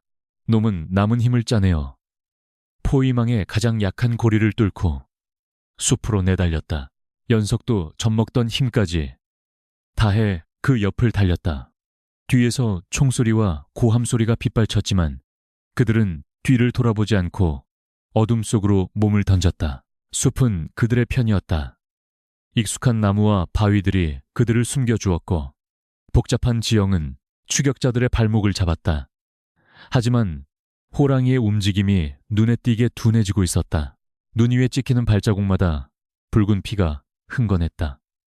그 위대한 산군이 신령스러운 존재가 인간의 비열한 흉기에 상처를 입고 피를 흘리고 있었다. 연석의 가슴이 미어지는 듯 아팠다. 한참을 달린 끝에 추격자들의 소리가 멀어지자 호랑이는 비틀거리며 거친 숨을 몰아쉬었다. 앞발을 내딛는 것조차 힘겨워 보였다. 그러민 연석은 다가가 호랑이의 몸을 부축하려 했다. 오드로우 간섰으니 이것이오. 자신의 작은 몸집으로는 어림도 없는 일이었지만 그 마음만은 전해졌는지 호랑이는 거부하지 않고 연석에게 몸을 기댔다. 이제는 도망치는 것이 아니라 살기 위해 숨어야 했다. 이쪽이에요. 제가 아는 곳이 있어요. 연석은 호랑이를 이끌고 벼랑 아래 숨겨진 작은 동굴로 향했다. 어릴 적 약초를 캐다가 우연히 발견한 곳으로 입구가 펜넝쿨로 가려져 있어 밖에서는 좀처럼 찾기 힘든 곳이었다. 호랑이는 연석을 전적으로 신뢰하는 듯 순순히 그를 따랐다. 동굴 안으로 들어서자마자 호랑이는 털썩 주저앉고 말았다. 어둠 속에서도 피 냄새는 진동했다. 연석은 떨리는 손으로 호랑이의 상처 부위를 살폈다. 총알이 깊이 박히지는 않았지만 살점이 뜯겨나가고 출혈이 심했다. 그는 입고 있던 저고리 소매를 찢어 눈뭉치와 함께 상처를 치열했다. 차가운 눈이 닿자 호랑이가 몸을 움찔거렸지만 이내 얌전해졌다. 놈은 알고 있었다. 이 작은 인간이 자신을 살리기 위해 애쓰고 있다는 것을. 마이는 여멀, 나 인간이 이런 미안해요. 저 때문에. 연석의 눈에서 눈물이 뚝뚝 떨어져 호랑이의 털을 적셨다. 자신이 아니었다면 산군은 굳이 위험을 무릅쓰고 인간들의 진영에 뛰어들지 않았을 것이다. 호랑이는 거친 혀로 연석의 눈물을 핥아주었다. 까슬까슬한 감촉이 뺨에 닿자 연석은 오열을 터뜨리고 말았다. 두려움과 죄책감, 그리고 안도감이 뒤섞인 울음이었다. 동굴 밖에서는 눈보라가 다시 거세지고 있었다. 그 소리는 마치 세상으로부터 그들을 고립시키는 장막과도 같았다. 이제 그들은 운명 공동체였다. 소녀는 호랑이의 체온의 의지에 추위를 견뎠고, 호랑이는 소년의 보살핌의 의지에 고통을 참아냈다. 인간과 짐승의 경계는 무너졌다. 그곳에는 오직 상처 입은 두 영혼만이 서로를 보듬고 있을 뿐이었다. 밤이 깊어가면서 호랑이의 호흡이 조금씩 안정되어 갔다. 연석은 지쳐 잠든 호랑이의 머리맡을 지키며 앉아 있었다. 밖에서는 여전히 횃불을 든 사냥꾼들이 숲을 뒤지고 있을 것이다. 내일 날이 밝으면 그들은 핏자국을 따라 이곳까지 올지도 모른다. 하지만 연석의 눈빛은 더 이상 흔들리지 않았다. 그는 품속의 옥패를 꺼내 쥐었다. 그리고 맹세했다. 목숨을 걸고 이분을 지키겠노라고. 이제는 자신이 산군을 지킬 차례였다. 동굴 입구로 들어오는 희미한 달빛이 소년의 결연한 얼굴을 비추었다. 소년의 그림자가 벽에 길게 드리워졌는데 그 형상이 마치 일어서려는 호랑이의 모습과 닮아 있었다. 새벽이 밝아오고 있었다. 하지만 진정한 어둠은 이제부터였다. 붉은 피로 물든 눈밭 위에서 소년과 호랑이의 처절한 생존기는 새로운 국면을 맞이하고 있었다. 동굴 깊숙한 곳에서 흘러나오는 서늘한 바람이 연석의 땀을 식혀주었다. 호랑이는 상처 입은 몸을 비틀거리지 않고 단호하게 어둠 속으로 발걸음을 옮겼다. 연석은 잠시 주저했지만 이내 결심한 듯 뒤를 따랐다. 좁고 습한 통로는 마치 산의 내장 속으로 들어가는 듯 구불구불 이어졌고, 천장에서는 석회수가 뚝뚝 떨어져 정적을 깼다. 얼마나 걸었을까. 칠흑 같던 어둠이 서서히 걷히고 희미한 푸른빛이 새어나오기 시작했다. 공기의 흐름이 바뀌었다. 차갑고 퀴퀴하던 동굴 냄새 대신 머리가 맑아지는 향긋한 흙내음과 송진 향이 코끝을 스쳤다. 마침내 그들이 도착한 곳은 산의 심장이라 불릴 만한 거대한 지하 공동이었다. 천장의 틈새로 한 줌의 햇살이 기둥처럼 쏟아져 내리고 있었고, 그 빛이 닿는 곳에는 맑은 연못이 옥처럼 고요하게 자리 잡고 있었다. 그리고 연못 한가운데 솟아오른 작은 바위섬 위 그곳에 전설 속의 보물이 숨쉬고 있었다. 연석은 숨을 멈췄다. 금은보화가 산더미처럼 쌓여 있을 것이라 막연히 상상했던 소년의 눈앞에 있는 것은 고작 한 포기의 식물이었다. 하지만 그것은 평범한 풀이 아니었다. 잎사귀마다 은은한 광채가 서려 있었고, 붉은 열매는 마치 살아있는 보석처럼 영롱하게 빛나고 있었다. 천년을 묵었다는 전설의 영초산의 정기를 한 몸에 받고 자란 신령스러운 약초였다. 연석은 저도 모르게 무릎을 꿇었다. 압도적인 생명력 앞에서 인간의 존재가 얼마나 하찮은지 뼈저리게 느껴졌기 때문이었다. 이것이 바로 조상들이 목숨 바쳐 지켜온 것, 탐욕스러운 인간들이 그토록 찾아 헤매던 산의 영혼이었다. 호랑이는 절뚝거리는 다리로 연못가로 다가가 조용히 엎드렸다. 놈은 그 영초를 향해 깊은 경의를 표하고 있었다. 연석은 그제야 깨달았다. 호랑이가 지키려 했던 것은 단순히 값비싼 약초가 아니라 이 산 전체를 살아 숨쉬게 하는 생명의 근원이었다. 이 영초가 사라지면 산의 기운은 쇠하고 숲은 죽어가며 결국 산 아래 모든 생명도 말라 비틀어질 것이라는 사실을 본능적으로 알 수 있었다. 연석의 시선이 영초에 고정되었다. 순간 병석에 누워있는 아버지의 얼굴이 떠올랐다. 저것을 캐서 아버지께 다려드린다면, 단 한 뿌리 아니 잎사귀 하나만이라도 얻을 수 있다면 아버지는 털고 일어날 수 있을 것이다. 그리고 남은 것을 팔면 지긋지긋한 가난에서도 벗어날 수 있을 텐데. 찰나의 순간 소년의 마음속에서 시커먼 욕망이 꿈틀거렸다. 손이 저절로 뻗어나갔다. 그때였다. 호랑이가 낮은 소리로 그르렁거렸다. 경고의 소리가 아니었다. 그것은 슬프고도 엄중한 꾸짖음이었다. 연석은 화들짝 놀라 손을 거두었다. 호랑이의 황금빛 눈동자가 그를 빤히 쳐다보고 있었다. 그 눈빛은 묻고 있었다. 너 또한 저 바깥의 인간들과 같은 놈이냐? 연석은 부끄러움에 얼굴이 화끈거렸다. 할아버지의 유언이 귓가에 쟁쟁하게 울렸다. 연석은 마음을 고쳐먹었다. 그는 욕심을 버리고 순수한 마음으로 영초를 바라보았다.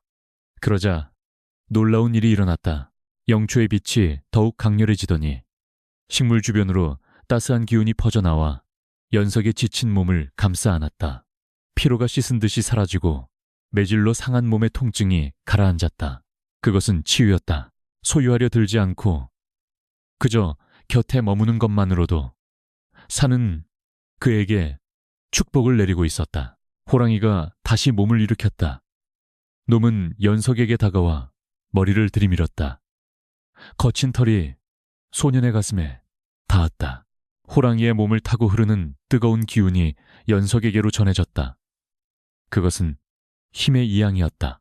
이제 늙고 상처 입은 자신이 아니라 젊고 순수한 피를 가진 연석이 이 보물의 새로운 파수꾼이 되어야 한다는 무언의 위임이었다. 연석은 호랑이의 목을 끌어안고 맹세했다. 지키겠습니다. 제 목숨이 다하는 날까지 가요. 놈들이 이곳을 더럽히게 둘 순 없어요. 연석의 말에 호랑이가 고개를 끄덕이는 듯 했다. 둘은 다시 어두운 통로를 향해 걸음을 옮겼다. 들어올 때와는 달랐다. 연석의 발걸음에는 망설임이 없었고 그의 등 뒤에는 산의 축복이 서려 있었다. 그는 이제 알 것 같았다. 진정한 보물은 저 영초가 아니라 그것을 지키려는 마음, 그리고 자연과 인간이 하나가 되는 이 순간, 그 자체라는 것을. 동굴 입구에 다다르자 매캐한 화약 냄새가 진동했다. 밖에서는 조건의 고함 소리가 들려왔다. 이 근처 다놈의 피 냄새가 여기서 끊겼어. 쥐새끼도 찾아내. 그들은 코앞까지 와 있었다. 연석은 호랑이와 눈을 마주쳤다. 말하지 않아도 알 수 있었다.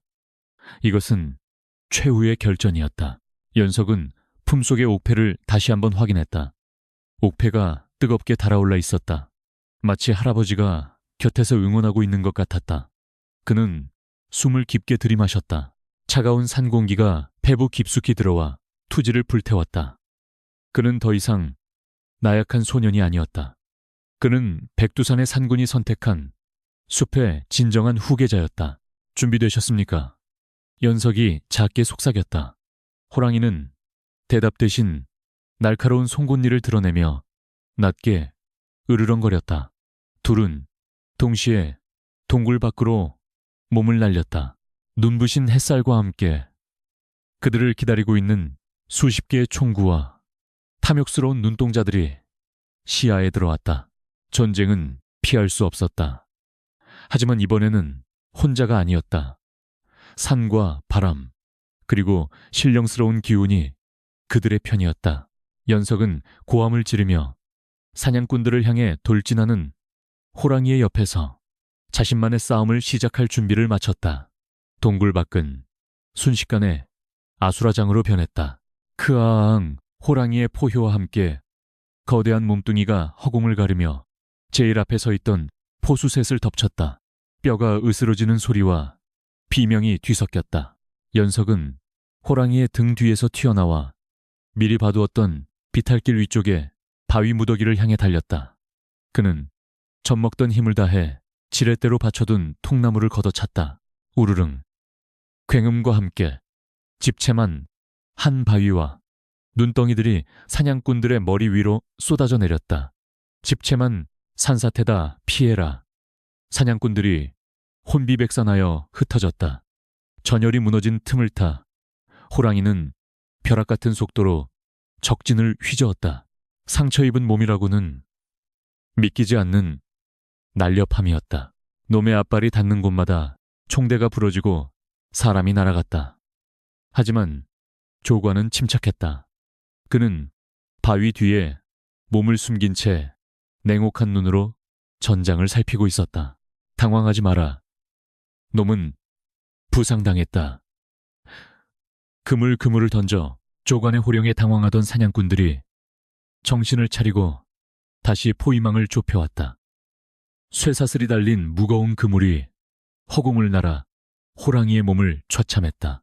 호랑이가 몸부림칠수록 그물은 더욱 조여들었고 쇠갈고리가 살점을 파고들었다. 연석은 비탈을 미끄러져 내려와 땅에 떨어진 낫을 집어들었다.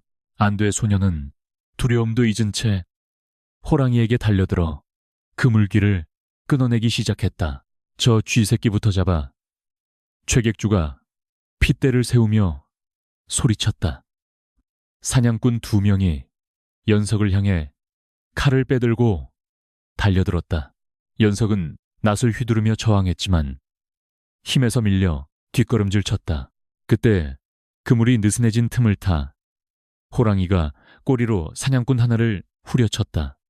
놈은 튕겨나가 나무에 부딪혀 기절했다. 호랑이는 연석을 자신의 배 밑으로 끌어당겨 보호하며 낮게 으르렁거렸다. 상황은 절망적이었다. 숫자가 너무 많았다. 쓰러뜨려도 계속해서 새로운 적들이 몰려왔다. 조관은 비릿한 웃음을 흘리며 부하들에게 지시했다. 불을 질러라. 놈들을 태워 죽이든 연기로 질식시키든 상관없다. 마른 장작과 기름 먹인 천에 불이 붙었고 매캐한 연기가 숲을 뒤덮기 시작했다. 화마는 바람을 타고 삽시간에 번져나갔다. 연기와 열기 때문에 숨을 쉬기가 힘들었다. 시야가 차단되자 호랑이의 움직임도 눈에 띄게 둔해졌다. 사방에서 총성이 울렸고 눈먼 탄환들이 바위에 튀어 불꽃을 일으켰다. 연석은 옷소매로 코를 막고 호랑이의 귀에 대고 소리쳤다. 바람이 부는 쪽으로 가야 해요. 절벽 쪽으로 불길을 피할 수 있는 유일한 길은 뒤편에 깎아지른 절벽뿐이었다. 그들은 서로를 의지하며 불길 속을 뚫고 후퇴했다.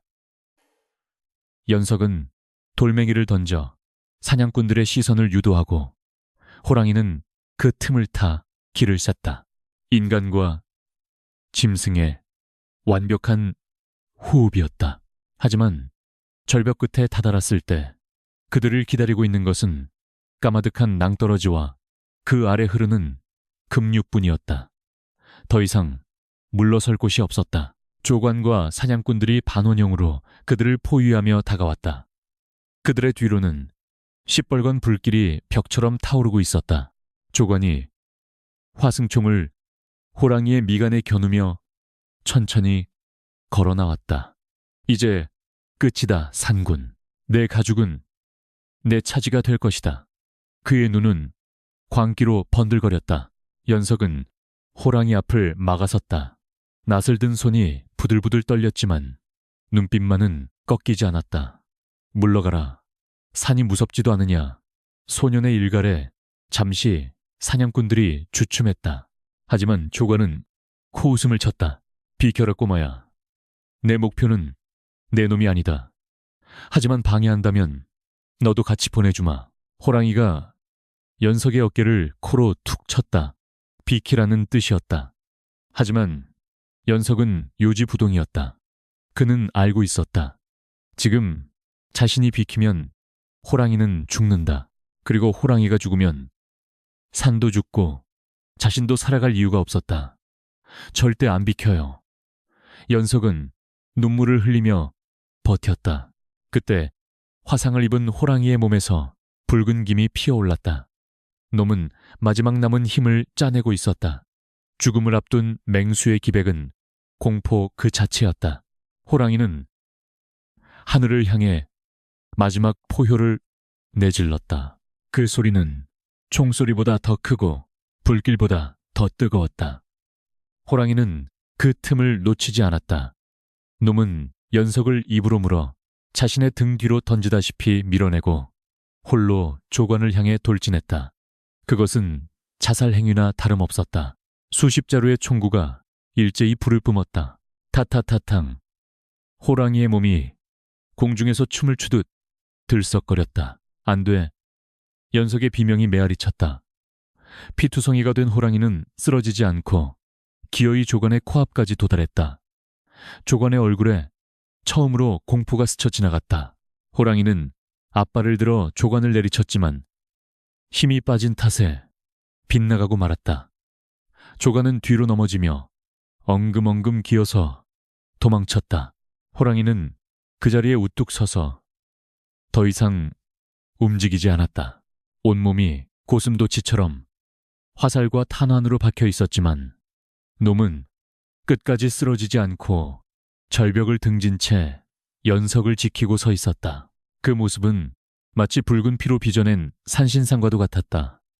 사냥꾼들은 그 기세에 눌려 감히 다가가지 못하고 멀찍이서 지켜볼 뿐이었다. 연석은 기어서 호랑이의 다리 밑으로 들어갔다. 뚝뚝. 호랑이의 턱에서 검붉은 피가 연석의 얼굴로 떨어졌다. 호랑이의 거친 숨소리가 쇳소리처럼 들려왔다. 생명의 불꽃이 꺼져가고 있었다. 연석은 호랑이의 다리를 부여잡고 오열했다. 일어나요. 제발. 조관이 다시 몸을 추스르고 일어났다. 그는 악에 바친 목소리로 소리쳤다. 뭘 보고만 있어. 숨통을 끊어 쏘란 말이야. 사냥꾼들이 다시 총을 장전했다. 철컥거리는 소리가 사형선고처럼 들려왔다. 연석은 호랑이를 올려다보았다. 황금빛 눈동자가 서서히 빛을 잃어가고 있었지만 그 눈은 여전히 연석을 향해 있었다. 호랑이의 눈빛이 말했다. 살아라. 그리고 놈은 마지막 힘을 다해 연석을 절벽 아래쪽 덩굴이 우거진 틈새로 밀어넣으려 했다. 자신은 이곳에서 죽음을 맞이할 테니 너만은 살아서 훗날을 도모하라는 뜻이었다. 연석은 고개를 저으며 저항했지만 호랑이의 힘을 당해낼 수는 없었다. 어서 쏴. 조관의 고함과 함께 일제 사격이 시작되었다. 화약 연기가 시야를 가렸고 세상이 하얗게 변했다. 이것이 끝이었다. 산군의 전설이, 그리고 소년의 짧았던 모험이 피와 불길 속에서 막을 내리고 있었다. 쉬만은, 하지만 그 절망의 끝자락에서 새로운 전설의 씨앗이 잉태되고 있음을 아무도 알지 못했다. 총성은 돋았지만 그 여우는 오랫동안 산골짜기를 맴돌았다. 자욱한 화약 연기 속에서 거대한 그림자가 비틀거렸다. 수십 발의 탄환이 가죽을 뚫고 근육을 파괴했지만 백두산의 산군은 끝내 무릎 꿇지 않았다.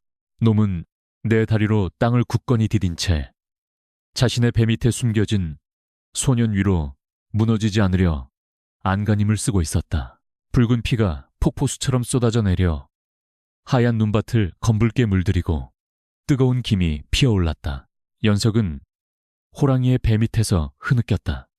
머리 위에서 들려오는 거친 숨소리가 점점 쇳소리로 변해가고 있었다. 불규칙하게 뛰던 심장 박동이 점점 느려지는 것이 등을 통해 고스란히 전해졌다. 그것은 산맥이 무너져 내리는 듯한 절망적인 무게감이었다. 안 돼요. 제발 가지 마세요. 연석의 애원에도 불구하고 생명의 불꽃은 바람 앞에 촛불처럼 위태로웠다. 마침내 한계가 찾아왔다. 호랑이의 굵은 다리가 꺾이고 거대한 몸통이 천천히 땅으로 내려앉았다. 하지만 그 마지막 순간까지도 놈은 연석을 짓누르지 않도록 조심스럽게 옆으로 쓰러졌다. 쿵! 묵직한 진동과 함께 산의 주인이 대지와 하나가 되었다. 사냥꾼들은 그 압도적인 죽음 앞에서도 두려움에 질려 감히 다가오지 못하고 뒷걸음질 쳤다. 죽은 호랑이가 산 호랑이보다 더 무섭다는 말이 실감나는 순간이었다. 연석은 피투성이가 된 호랑이의 얼굴 앞으로 기어갔다. 언제나 향영하게 빛나던 황금빛 눈동자는 초점을 잃고 흐릿해져 있었다. 하지만 그 눈은 여전히 연석을 향해 있었다. 호랑이는 입을 벙긋거리며 무언가 말하려는 듯했다. 연석이 귀를 가까이 대자 그르렁거리는 소리 대신 깊은 한숨 같은 입김이 뿜어져 나왔다. 그 순간 기이한 현상이 일어났다. 호랑이의 입에서 나온 하얀 입김이 흩어지지 않고 연석의 얼굴을 감싸 안았다. 그것은 단순한 숨결이 아니었다. 수백 년간 이 산을 지켜온 영혼의 정수이자 숲의 기억과 힘이 응축된 산의 호흡이었다. 연석은 저도 모르게 그 숨을 깊이 들이마셨다. 폐부 깊숙한 곳에서부터 뜨거운 열기가 확 퍼져나가더니 이내 전신의 혈관을 타고 차가운 전율로 바뀌어 흘렀다. 눈앞이 번쩍이더니 시야가 기이할 정도로 맑아졌다. 바람소리가 노래처럼 들리고 눈송이가 떨어지는 소리까지 선명하게 들려왔다. 호랑이의 눈동자에 남아있던 마지막 금빛이 서서히 사그라들며 그 빛이 연석의 검은 눈동자 속으로 옮겨갔다. 완전한 이양이었다. 산구는 자신의 육신은 버리더라도 그 의지와 힘만은 이 작은 소년에게 남기기로 한 것이었다. 고마워요. 정말 고마워요. 연석은 호랑이의 차가워지는 콧등에 이마를 대고 속삭였다. 호랑이의 눈꺼풀이 천천히 감겼다. 마지막 숨이 붙는 순간 산 전체가 울음을 터뜨리듯 거센 돌풍이 몰아쳤다. 나뭇가지들이 비명을 지르고 하늘을 덮은 먹구름에서 굵은 눈발이 쏟아져 내렸다. 위대한 왕의 죽음을 애도하는 자연의 장례식이었다. 죽었다. 드디어 놈이 죽었다. 조관이 광기 어린 웃음을 터뜨리며 정막을 깼다. 그는 칼을 뽑아들고 호랑이의 가죽을 벗기기 위해 달려왔다. 저 가죽은 내 것이다. 누구도 손대지 마라. 탐욕에 눈이 먼 그는 죽음에 대한 예의조차 없었다. 연석은 호랑이의 죽음 앞을 막아섰다. 하지만 조관은 소년을 발로 걷어차 구석으로 밀어버렸다. 비켜라. 이 재수없는 놈아. 조관이 호랑이의 목덜미에 칼을 대려는 찰나였다. 호랑이의 시신이 놓여있던 벼랑 끝의 집안이 쩍하고 갈라졌다. 격렬한 전투와 폭발로 약해져 있던 바위가 무게를 이기지 못하고 무너져 내린 것이다. 어우조관이 당황하여 뒷걸음질 쳤다. 호랑이의 거대한 육신은 무너진 바위와 함께 까마득한 절벽 아래로 미끄러져 내려갔다. 안돼조관이 팔을 뻗어보았지만 허공을 가를 뿐이었다. 호랑이는 죽어서조차 자신의 가죽을 인간들에게 내어주지 않았다. 놈은 긍지 높게 심연 속으로 몸을 던져 영원히 훼손되지 않을 자유를 택했다. 절벽 아래 흐르는 급류가 거친 물보라를 일으키며 산군의 유해를 삼켜버렸다. 연석은 멍하니 절벽 아래를 내려다보았다. 슬픔보다는 알 수 없는 경외심이 가슴을 채웠다. 조관은 닥쳤던 개지붕 쳐다보는 꼴이 되어 땅을 치며 통곡했다. 내 돈 내 벼슬, 이 빌어먹을 짐승놈이. 그는 분노의 화살을 연석에게 돌렸다. 내 놈 때문이다. 네가 놈을 빼돌렸어. 조관의 눈에 살기가 돌았다. 그는 총을 들어 연석을 겨눴다.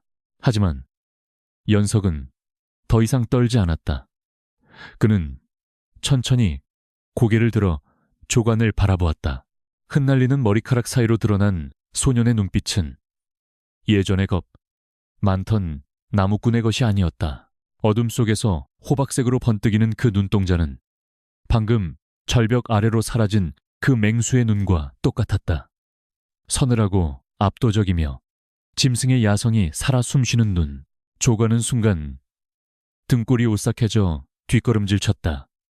방아쇠를 당겨야 하는데 손가락이 마비된 듯 움직이지 않았다. 소년의 등 뒤로 거대한 호랑이의 환영이 아른거리는 듯 했다. 귀신이다. 부하 중 하나가 비명을 지르며 주저앉았다. 연석은 그 틈을 타 절벽 옆으로 난 좁은 틈새로 몸을 날렸다. 예전 같으면 엄두도 못 낼 위험한 길이었지만 지금 그의 몸은 깃털처럼 가벼웠고 발은 바위의 요철을 정확하게 짚어냈다. 호랑이의 감각이 그의 몸 안에서 깨어난 것이다. 잡아쏴. 뒤늦게 정신을 차린 조관이 고함을 질렀다. 총알들이 바위에 튀었지만 연석은 이미 어둠과 눈보라 속으로 사라진 뒤였다. 숲은 소년을 품어주었다. 나무들은 가지를 뻗어 추격자들의 시야를 가렸고 바람은 소년의 발자국 소리를 지워주었다. 절벽 아래 강가에 도착한 연석은 흐르는 강물을 바라보았다. 검푸른 물결은 말이 없었다. 그는 차가운 강물에 피 묻은 손을 씻었다. 손끝이 얼어붙을 듯 차가웠지만 가슴 속에는 꺼지지 않는 불덩이가 자리 잡았다. 이제 그는 혼자였다. 하지만 결코 혼자가 아니었다. 소년은 하늘을 올려다보았다. 눈보라가 그치고 구름 사이로 창백한 달이 얼굴을 내밀었다. 달빛을 받은 숲은 은빛으로 빛나고 있었다. 연석은 주먹을 꽉 쥐었다. 슬퍼할 시간은 끝났다. 이제는 갚아줘야 할 시간이었다. 산을 더럽힌 자들, 친구를 죽인 자들에게 숲의 무서움을 보여줄 차례였다. 그는 숲의 더 깊은 곳, 인간의 발길이 닿지 않는 미지의 영역으로 발걸음을 옮겼다. 그의 그림자가 달빛 아래 길게 늘어졌다. 그 모습은 마치 꼬리를 길게 늘어뜨린 한 마리의 호랑이처럼 보였다. 소녀는 사라졌고 그 자리에는 새로운 산군이 태어나고 있었다. 백두산에 10번의 겨울이 지나고 다시 10번의 봄이 찾아왔다. 세월은 흐르는 물처럼 모든 것을 바꾸어 놓았다. 마을 어귀의 늙은 당산나무는 벼락을 맞아 쓰러졌고 아이들은 자라 어른이 되었으며 노인들은 하나둘 흙으로 돌아갔다. 그러나 변하지 않는 것이 있다면 그것은 마을 사람들 사이에서 은밀하게 전해 내려오는 산신에 대한 두려움과 경외심이었다. 그날의 참극 이후 마을에는 기이한 소문이 돌기 시작했다. 산군을 잡으러 갔던 조관은 원인 모를 괴질에 걸려 밤마다 호랑이에게 물리는 환통에 시달리다 비참하게 숨을 거두었다. 욕심 많던 최객주 또한 가세가 기울어 알거지가 되었고 미치광이가 되어 장터를 떠돌다 객사했다는 소식이 들려왔다. 사람들은 입을 모아 말했다. 산의 노여움을 산자들의 말로라고. 산에는 눈이 있고 바람이 기억하며 피의 대가는 반드시 치러진다는 것을 그들은 뼈저리게 깨달았다. 어느 늦은 가을밤 보름달이 환하게 뜬 산 중턱의 바위 위에 한 사내가 앉아 있었다. 짐승의 가죽으로 만든 옷을 걸치고 허리춤에는 낡은 낫과 푸른 옥패를 찬 그는 마치 산의 일부인 것처럼 풍경 속에 녹아 있었다. 헝클어진 검은 머리카락 사이로 보이는 눈빛은 깊고 고요했으나 그 안에는 맹수의 안광과도 같은 서늘한 불꽃이 일렁이고 있었다. 성인이 된 연석이었다. 그는 산 아래 마을을 내려다보았다. 아버지가 잠든 작은 무덤가에는 누군가가 놓아둔 들꽃이 시들어 있었다. 아버지는 연석이 사라진 후 몇 해를 더 살다가 평온하게 눈을 감았다. 임종 직전 아버지는 허공을 향해 미소를 지으며 우리 연석이가 산이 되었구나 라는 말을 남겼다고 했다.